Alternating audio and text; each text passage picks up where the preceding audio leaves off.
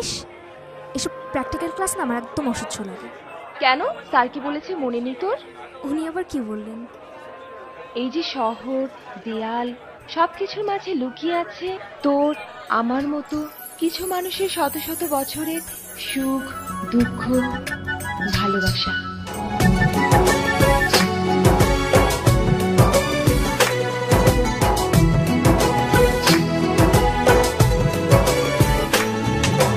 তোমাকে খুঁজে পাই ওই নীল আকাশে, পাই যে খুঁজে ওই মিষ্টি বাতাসে।